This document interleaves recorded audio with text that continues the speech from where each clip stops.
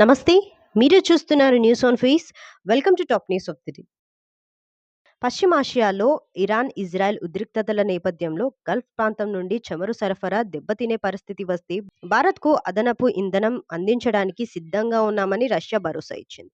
Hormuz జలసంధి వద్ద రవాణా అంతరాయ కలగవచ్చని ఆందోళనల మధ్య ఈ హామీ వ్యూహాత్మకంగా భారత్కు ఊరటనిచ్చింది. ప్రస్తుతం దేశాల్లో 50 రోజుల వరకు సరిపడా ఇంధన నిల్వలు ఉన్నాయని కేంద్రం తెలిపింది. అయితే అంతర్జాతీయ మార్కెట్లో బ్రెంట్ క్రూడ్ ద్వారా బ్యారెల్కు $80తో దిగుమతి బిల్లు పెరిగే అవకాశం ఉంది. పరిస్థితిని ఎప్పటికప్పుడు సమీక్షిస్తున్నామని కేంద్ర పెట్రోలియం శాఖ స్పష్టం చేసింది. 10వ తరగతి పబ్లిక్ పరీక్షలు ఈ నెల 16 నుండి ప్రారంభం కానున్న నేపథ్యంలో విద్యార్థుల హాల్ టికెట్స్ రేపు విడుదల చేస్తామని ప్రభుత్వ పరీక్షల విభాగం సంచాలకులు కేవీ శ్రీనివాసులు రెడ్డి వెల్లడించారు. అధికారిక వెబ్సైట్ www.bsc.ap.gov.in అలాగే మన మిత్ర వాట్సాప్ నంబర్ 9552300009. పాఠశాల విద్యాశాఖ లీప్ యాప్ నుండి విద్యార్థులు, తల్లిదండ్రులు హాల్ టికెట్స్ డౌన్లోడ్ చేసుకోవచ్చని సూచించారు. లేదా సంబంధిత పాఠశాల ప్రధానోపాధ్యాయుడిని సంప్రదించాలని తెలిపారు. ఎస్ఎస్సి హాల్ టికెట్స్ పనికి డౌన్లోడ్కు బోర్డు ఎలాంటి ప్రైవేట్ ఏజెన్సీకి, థర్డ్ పార్టీ వెబ్సైట్స్కు అనుమతి ఇవ్వలేదని స్పష్టం చేశారు.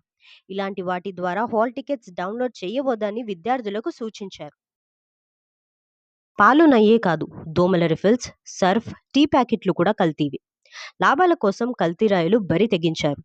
గుజరాత్ నుంచి నాణ్యత లేని మెటీరియల్ను హైదరాబాద్కు తెచ్చి వాటిపై బ్రాండుల పేరుతో ఫేక్ కవర్లు అంటించి అమ్ముతున్నారు. తాజాగా 1340 రెడ్ లేబుల్ టీ ప్యాకెట్లు, 100 తాజ్మహల్ టీ ప్యాకెట్లు, 1900కు పైగా సర్ఫ్ పౌడర్ ప్యాకెట్లు, 3600 ఫేక్ గుడ్ నైట్ రిఫిల్లు పోలీసులు సీజ్ చేశారు.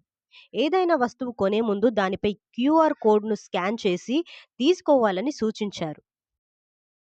కవితను అదుపులోకి తీసుకున్న పోలీసులు. హైదరాబాద్ నర్సింగిలోని ఒక వెంచర్ వద్ద స్థానికులతో కలిసి తెలంగాణ జాగృతి అధ్యక్షురాలు కల్వకుంట్ల కవిత ధర్నాలో పాల్గొన్నారు. మూసీ నది పక్కన నిర్మిస్తున్న వెంచర్పై కవిత ఆరోపణలు చేశారు. మధ్యాహ్నం నుండి అక్కడే ఉన్నారు. హైడ్రా కమిషనర్ రంగనాథ్ వచ్చే వరకు కదిలేది లేదని స్పష్టం చేశారు. దీంతో ధర్నాను పోలీసులు అడ్డుకొని ఆమెను అదుపులోకి తీసుకున్నారు.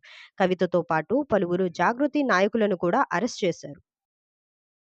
మూడో ప్రపంచ యుద్ధానికి దారితీస్తుందా? ఇజ్రాయెల్, యుఎస్, ఇరాన్ మధ్య యుద్ధం ఇప్పటికే గల్ఫ్ కంట్రీస్కు వ్యాపించింది. యుఎస్, ఇజ్రాయెల్కు బ్రిటన్, ఫ్రాన్స్, జర్మనీ అండగా నిలిచాయి.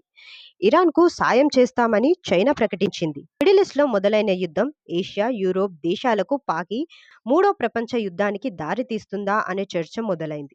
ఇప్పటికే క్రూడ్ ఆయిల్ సప్లై నిలిచిపోగా నిత్యావసరాలపైన వార్ ఎఫెక్ట్ పడుతుందేమోనని సామాన్యుడిలో ఆందోళన నెలకొంది. ఇలాంటి మరెన్నో తాజా వార్తల కోసం వెంటనే మా ఛానల్ని సబ్స్క్రైబ్ చేసుకొని పక్కకున్న బెల్ ఐకాన్ ఆన్ చేసుకోండి. అలాగే డిస్క్రిప్షన్ బాక్స్లో news on face WhatsApp channel యొక్క లింక్ని ప్రొవైడ్ చేశాం. వెంటనే ఫాలో అవ్వండి. Thank you.